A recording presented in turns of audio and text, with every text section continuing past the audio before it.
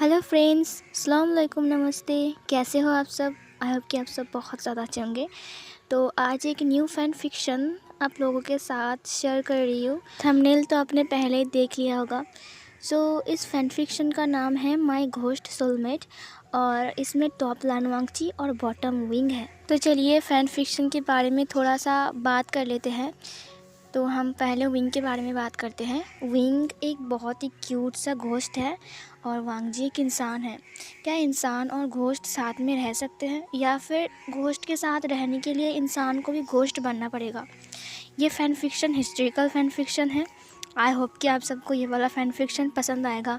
दरअसल मैं एक ऑथर हूँ, इसीलिए मेरे दिमाग में ना हर वक्त चलता रहता है कि मेरी ऑडियंस को क्या पसंद होगा, कैसा एक्सप्लेन करूँ कि आप लोगों को ऐसा पसंद आए कि ये वाला फ़ैन फिक्शन हम पहली बार सुन रहे हैं, हमने कभी नहीं सुना है, ऐसा कुछ। इसीलिए मेरे दिमाग में ना ये घोस्ट वाला आ गया और मैंने इसका फ़ैन फिक्शन बना दिया है। ये मैंने बनाया है, पता नहीं कैसे बनेगा।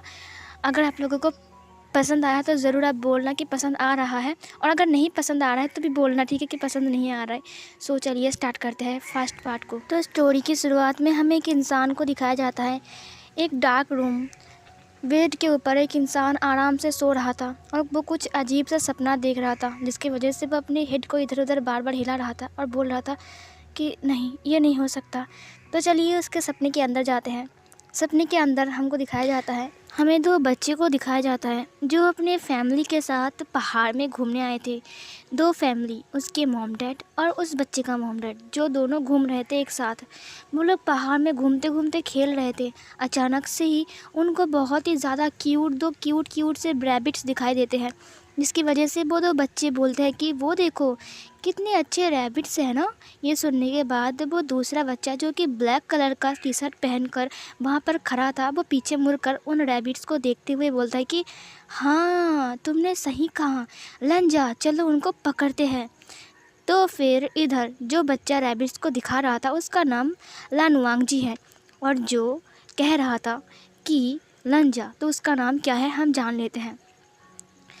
लानवांगजी बोलता है कि नहीं विंग, हमें उन्हें नहीं पकड़ना चाहिए, नहीं तो उनकी मम्मी रोएगी ना।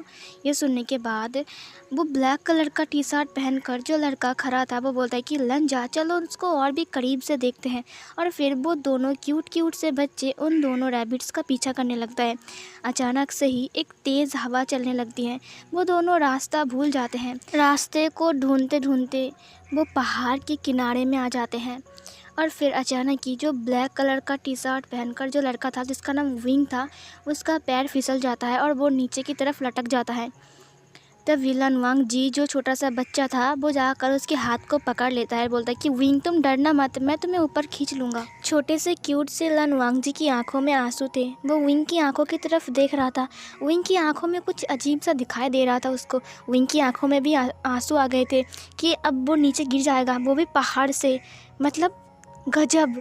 वांगजी ज़ोर ज़ोर से चिल्लाने लगता है, बट वहाँ पर कोई भी नहीं था क्योंकि वो दूसरे साइड आ चुके थे।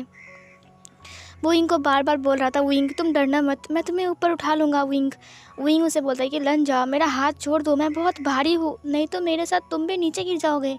लानवांगजी बोलता है कि नहीं विंग, मैं तुम्हारा हाथ नहीं छोड़ूंगा, हम दोनों साथ में खेलेंगे ना, ऊपर आओ। वो विंग को खींचने लगता है। इधर हमें वो डार्क रूम को दिखाया जाता है जहाँ पर वो इंसान सो रहा था। वो इंसान बोलता है कि विंग नहीं, तुम मेरा हाथ मत छोड़ना विंग, तुम पकड़े रहना, मैं तुम्हें ऊपर खींच लूँगा विंग। और वो बार बार अपने हेड को इधर उधर हिला रहा था। वो बार बार बोल रहा था, विंग मेरे हाथ मत छोड़ना।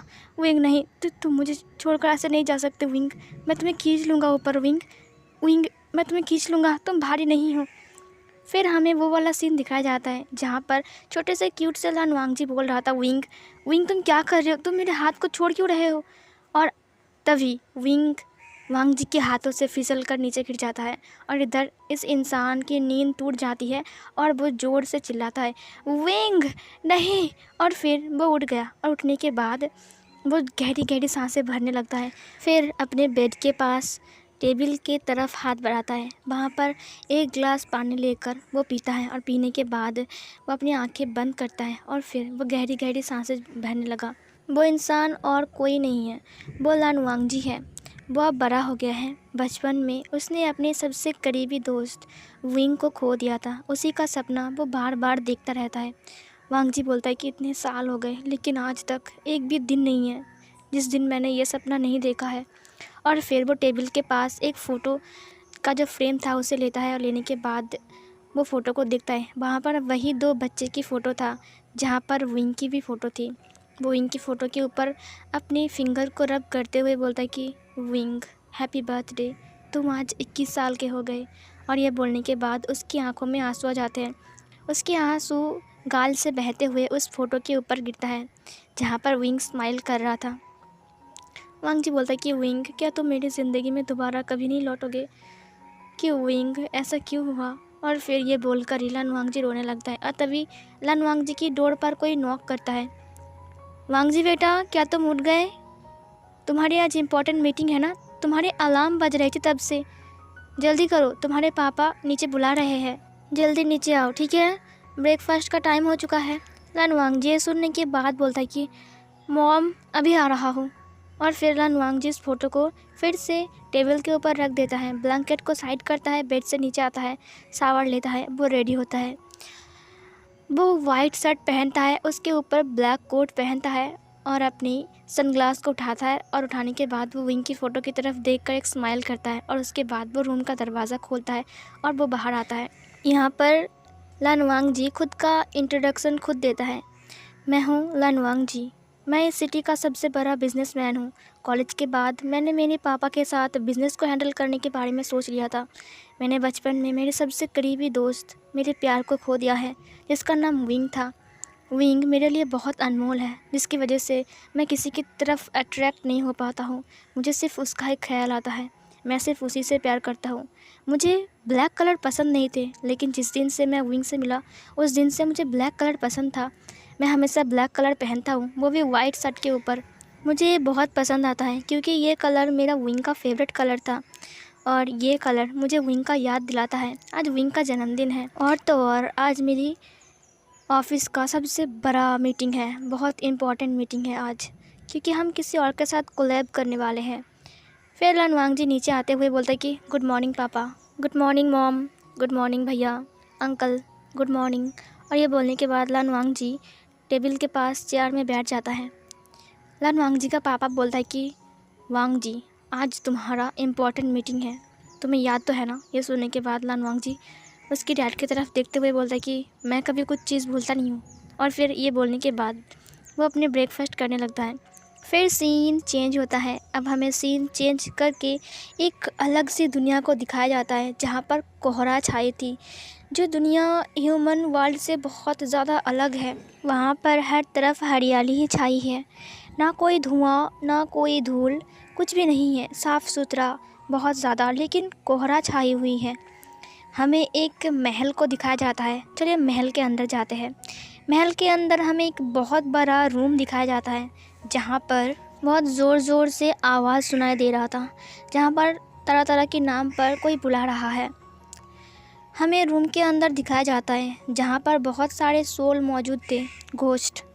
किसी के पार्टनर के बारे में पूछा जा रहा था। वहाँ पर एक घोस्ट खड़ा हुआ था और वो अपना इंट्रोडक्शन दे रहा था। उसे पूछा जा रहा था कि तुम्हारा सोलमेट कौन है। वो अपने सोलमेट के बारे में बता रहा था और उसके बाद वो एक दूसरे को बो कर रहा था। और फिर वहाँ का जो लीडर था वो बोल रहा था कि ठीक है, अब तुम दोनों साथ में रह सकते हो। और उसके बाद वो दोनों एक दूसरे का हाथ पकड़ के वहाँ से जा रहे थे। तो चलिए थोड़ा सा घोस्ट वर्ल्ड के बारे में जान लेते हैं। ये मीटिंग जो चल रही है, जो लोग मर गए हैं, जिनका कोई फैमिली नहीं है, उन लोगों को अपने सोलमेट को ढूंढना पड़ता है और उसके साथ ही पूरी ज़िंदगी रहना पड़ता है। सॉरी, घोस्ट को रहना पड़ता है इसकी ज़िंदगी, ठीक है? घोस्ट की ज़िंदगी, इंसान की नहीं।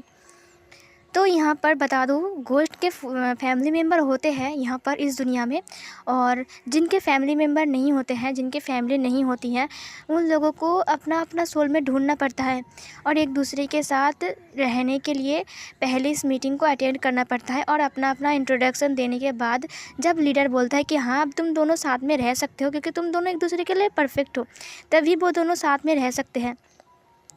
तो चलिए अब कहानी को आगे बढ़ाते हैं। तो उस रूम में जितने सारे सोल थे, उन सबको एक एक करके उसके नाम के बाद एक नंबर था, उन सबको बुला बुला कर उनके सारे सोलमेट के साथ इंट्रोडक्शन करने के बाद लीडर उनको एलियन उनको परमिशन देता है कि हाँ तुम लोग रह सकते हो। फिर वो लोग एक दूसरे को बो कर रहे थे, स्माइल कर रहे थे, वहाँ से जा रहे थे। उसी रूम के अंदर हमें एक कोने को दिखाया जाता है जहाँ पर एक क्यूट सा घोस्ट बैठा हुआ था। वो अपने ब्लैक रोब्स में था और उसका सोलमेट का जो सीट था वो खाली था, उसमें कोई भी बैठा नहीं था। उसे देखकर लग रहा था कि वो बहुत इनोसेंट है, वो डरा हुआ है और वो कुछ सोच रहा है। धीरे धीरे सारे के सारे सोलमेट को एक एक करके बुलाने के बाद सब लोग अपने अपने इंट्रोडक्शन देने के बाद अपने अपने सोलमेट को लेकर वहाँ से चले जाते हैं। तभी वहाँ का लीडर चिल्लाते हुए बोलता है कि अगला है वी वूशियन, सोल नंबर 007, प्लीज़ आगे आके अपना सोलमेट का इंट्रोडक्शन दीजिए और उसके बाद आप लोग खुशी खुशी रह सकते हो। इसे सुनने के बाद जो सोल कोने में बैठा हुआ था ब्लैक कलर का रोब्स पहनकर, वो डरने लगा, वो कांपने लगा। उसे फिर से बुलाया गया, वही वोशियन, क्या तुम रूम में हो? तो जो सोल कोने में बैठा हुआ था वो विंग का नाम सुनकर थर-थर काँप रहा था। उसका नाम विंग है, ठीक है। विंग अपने कपकपाते वॉइस से बोलता है कि यस सर, और वो ये बोलने के बाद वो सामने की तरफ देखते हुए आगे आता है। फिर सीन चेंज होता है, हमें एक बहुत बड़े बिल्डिंग को दिखाया जाता है जहाँ पर एक बहुत इम्पॉर्टेंट मीटिंग चल रहा था और उस मीटिंग को एक यंग मैन, हैंडसम मैन ने होल्ड किया था जो कि हमारे लान वांग जी था। और वो पीछे की तरफ घूमकर बाहर की तरफ नज़ारे को देख रहा था और उसके पीछे टेबल में बहुत सारे इंसान बैठे हुए थे जो कि उनसे कुछ बात कर रहा था। उनमें से जिसका नाम वेन चाओ है, वो उस किसी प्रोजेक्ट के बारे में बात कर रहा था और सब लोग उसकी बातों को ध्यान से सुन रहे थे। बट वांग जी बाहर की तरफ बिल्डिंग को देख रहा था। तभी वेन चाओ वांग जी को बोलता है कि मिस्टर लान वांग जी, तो कैसा लगा आपको हमारा न्यू प्रोजेक्ट? मुझे लगता है कि अगर आप इसमें काम करोगे तो आपको काफ़ी फ़ायदा होगा। ये सुनने के बाद लान वांग जी उसकी तरफ मुड़ता है और वो वेन चाओ को देखते हुए स्माइल करता है और बोलता है कि वेन चाओ, मुझे लगा था कि तुम बहुत स्मार्ट हो और मुझे लगा था कि तुम कोई काम की बात करोगे, बट तुम तो बकवास के अलावा कुछ भी नहीं कर सकते। ये सुनने के बाद वेन चाओ बोलता है कि तुम्हारा मतलब क्या है हांग वन जुन? ये सुनने के बाद लान वांग जी बोलता है कि मेरा मतलब ये है कि अगर मुझे पता होता कि तुम इस मीटिंग पर सिर्फ बकवास करने वाले हो तो मैं इस मीटिंग को कभी भी होल्ड नहीं करता। और ये बोलने के बाद लान वांग जी वहाँ से जाने के लिए उठ जाता है। वो जैसे ही डोर के पास जाता है, वेन चाओ बोलता है कि लान वांग जी, मेरा आइडिया बेस्ट था और इतना घमंड अच्छी बात नहीं है। फिर लान वांग जी सुनने के बाद उसकी तरफ मुड़ते हुए बोलता है कि तुम्हारा प्रोजेक्ट तुम्हारे पास वेस्ट हो सकता है, बट मेरे लिए ये बकवास के अलावा कुछ नहीं। और लान वांग जी फालतू में पैसे बर्बाद नहीं करता है। और हाँ, इतना मेहनत करके यहाँ तक पहुँचा हो, थोड़ा तो घमंड होगा ही ना। और ये बोलने के बाद वो अपने सनग्लास को पहनता है और पहनने के बाद वो डोर को खोल कर वहाँ से बाहर चला गया। फिर सीन चेंज होता है, हमें फिर से उसी रूम को दिखाया जाता है जहाँ पर विंग से क्वेश्चन किया जा रहा था। उसके पास उन क्वेश्चन का कोई आंसर नहीं था, वो सिर्फ थर थर काँप रहा था। वहाँ का लीडर विंग को पूछता है कि विंग, तुम्हारा सोलमेट कहाँ है? ये सुनने के बाद विंग कपकपाते वॉइस में बोलता है कि वो दरअसल लीडर बोलता है कि वो क्या कर रहे हो? जो पूछा गया है सीधा सीधा जवाब दो। विंग चुप था, कुछ भी बोल नहीं पा रहा था। लीडर फिर से बोलता है, विंग, क्या तुमको मेरी बात सुनाई नहीं दे रहा है? मैंने तुम्हारा सोल के बारे में पूछा, मेरी सवाल का जवाब दो। थोड़ी देर चुप रहने के बाद विंग अपनी नज़र को झुकाते हुए बोलता है कि माय लॉर्ड, दरअसल मुझे आज तक मेरी टाइप का कोई सोल नहीं मिला है। मैं बहुत ढूंढा बट कोई भी मेरे टाइप का नहीं है। ये सुनने के बाद वहाँ का जो लीडर था वो बहुत गुस्सा हो जाता है। वो गुस्से में बोलता है कि क्या मतलब है विंग कि तुम्हारे टाइप का तुम्हें कोई नहीं मिला? मेरी एक बात कान खोल के सुन लो, तुम पहाड़ से आए हो और तुम अब 21 साल के हो गए हो। अगर तुम इस जगह पे रहना चाहते हो तो तुम्हें रहने के लिए अपना सोलमेट ढूंढना पड़ेगा। तुम अपने सोलमेट के साथ ही यहाँ पर रह सकते हो क्योंकि तुम्हारा कोई फैमिली नहीं है। जल्दी से अपने लिए एक सोलमेट ढूंढ लो। विंग बोलता है कि बट मैंने बहुत ढूंढा, कोई भी क्यूट घोस्ट मेरा सोलमेट बनना नहीं चाहता है और जो वो बनना चाहता है वो लोग बिल्कुल भी क्यूट नहीं है, वो मेरे टाइप का नहीं है, मैं उन लोगों के साथ नहीं रह सकता हूँ। वो घोस्ट बहुत गंदे हैं और मुझे उन घोस्ट से डर लगता है। तभी वहाँ पर एक डिसिपल्स जो कि उस लीडर के पास खड़ा था, वो बोलता है कि घोस्ट को घोस्ट से डर लगता है, तुम पागल हो क्या विंग। ये सुनने के बाद लीडर बोलता है कि मुझे कुछ नहीं पता कौन तुम्हारे टाइप का है कौन नहीं है, बट एक बात सुन लो, तुम एक घोस्ट हो और कोई घोस्ट अपने सोलमेट के बिना सिंगल नहीं रह सकते हैं। देखो विंग, मुझे पता है विंग कि तुम कितने अकेले हो, तुम्हारी कोई फैमिली भी नहीं है, तुम पहाड़ से गिरकर मर गए थे और आज तुम 21 साल के हो गए हो। तुम्हें तो पता है ना कि जो लोग अपने फैमिली से बिछड़ जाते हैं उन लोगों का ख्याल हम लोग रखते हैं, लेकिन तुम अपने सोलमेट के बिना यहाँ पर नहीं रह सकते। और हाँ, मैं तुम्हें 6 महीने का समय देता हूँ। इस 6 महीने के अंदर अगर तुमने अपना सोलमेट नहीं ढूंढ पाए तो तुम हमेशा हमेशा के लिए गायब हो जाओगे। विंग की आंखों में आंसू आ जाते हैं। वो रोता हुआ वॉइस में बोलता है कि लेकिन माय लॉर्ड, मुझे आज तक इस घोस्ट वर्ल्ड में कोई भी घोस्ट नहीं मिला है जो मेरा सोलमेट बनेगा। मैं क्या करूं? ये सुनने के बाद लीडर वहां से जाते हुए बोलता है कि विंग, अगर तुमको इस दुनिया में कोई सोलमेट ना मिले तो तुम बाहर ह्यूमन वर्ल्ड में जाकर सोलमेट ढूंढ सकते हो। और ये बोलने के बाद वो लीडर अपनी कुछ लोगों के साथ वहाँ से चला गया। विंग लीडर की बातों को याद करके सैड होने लगा। विंग एक बहुत ही क्यूट घोस्ट है जो कि इस दुनिया में फैमिली ना होने की वजह से वो बहुत अकेला है। वो बहुत ही क्यूट एंड भोला भाला सा घोस्ट है। विंग अपने मन में बोलता है कि लीडर ने कहा अगर 6 महीने के अंदर मैंने अपनी सोलमेट को नहीं ढूंढा तो मैं हमेशा हमेशा के लिए गायब हो जाऊंगा। फिर विंग बोलता है कि नहीं, ऐसा नहीं हो सकता, मुझे कुछ भी करके अपने लिए एक सोलमेट ढूंढना ही पड़ेगा। लीडर ने कहा कि मैं बाहर की दुनिया में भी जाकर ढूंढ सकता हूँ। क्या मुझे बाहर की दुनिया जानी चाहिए? लेकिन मैं बाहर की दुनिया के बारे में कुछ भी नहीं जानता हूँ। और ये बोलने के बाद विंग एक स्पेल पड़ता है और वहाँ से गायब हो जाता है। विंग एक पेड़ के ऊपर बैठा हुआ था और तभी उसके पास से एक दोस्त आता है। उसका नाम है वेनिंग। वेनिंग विंग को बोलता है कि भाई विंग, तुम क्या कर रहे हो ऊपर पेड़ में बैठकर? विंग जंप मार के पेड़ से नीचे आते हुए बोलता है कि अरे वेनिंग, तुम यहाँ क्या कर रहे हो? वेनिंग बोलता है कि विंग, मुझे तुमसे बात करनी थी इसीलिए मैं तुमसे मिलने आया हूँ। ये सुनने के बाद विंग बोलता है कि अच्छा, और फिर वो वेनिंग के साथ बात करने लगता है। वहाँ पर कुछ फीमेल ओमेगा घोस्ट थी जो कि वहाँ पर बैठकर बहुत ही हंस के बात कर रहा था। इधर वेनिंग विंग को बोलता है कि विंग, तुम इतने अपसेट क्यों हो, क्या बात है? और आज मीटिंग था ना, लीडर ने क्या कहा? विंग बोलता है कि मुझे आज तक सोलमेट नहीं मिला है, इसीलिए लीडर बहुत गुस्से में मेरे ऊपर चिल्लाए और उन्होंने कहा कि अगर 6 महीने के अंदर मैंने अपना सोलमेट नहीं ढूंढा तो मैं हमेशा हमेशा के लिए गायब हो जाऊंगा। और ये बात सुनने के बाद वहाँ पर जितनी सारी फीमेल ओमेगा बैठी हुई थी ना, वो लोग ना विंग और वेनिंग को बात करते हुए देखकर वो लोग एक दूसरे के साथ चिल्ला के बोलता है कि तुम्हें पता है, जिन लोगों की फैमिली नहीं होती है ना, उन लोगों की कोई वैल्यू ही नहीं है हमारी इस घोस्ट वर्ल्ड में। ये सुनने के बाद वेनिंग और विंग उन दोनों की तरफ देखता है और फिर तभी वो लोग बोलते हैं कि वेनिंग, तुम चिंता मत करो, अगली बार तुम्हारी भी आएगी। विंग गायब हो जाएगा क्योंकि उसका तो कोई सोलमेट ही नहीं है ना, और तुम्हारा भी तो कोई सोलमेट नहीं बनना चाहेगा क्योंकि तुम भी तो अनाथ हो ना, तुम एक अनाथ घोस्ट हो, तुम दोनों ही। सो वेनिंग, तुम भी अपने दोस्त के साथ गायब हो जाओगे, तुम चिंता मत करो। वेनिंग गुस्से में कुछ बोलने ही जा रहा था, तभी विंग उसके हाथ को पकड़ते हुए बोलता है कि चलो वेनिंग, यहाँ से, इन लोग ऐसे ही बात करते हैं, इन लोगों की मुँह मत लगो। और ये बोलने के बाद विंग उसे खींचते हुए वहाँ से ले जाने लगा। वो लोग चिल्लाते हुए बोलते कि हाँ हाँ, जाओ जाओ, अपने सोलमेट ढूंढो जाकर। और फिर वो लोग हंसने लगते हैं। विंग को वेनिंग बोलता है कि तुमने उनको कुछ कहा क्यों नहीं?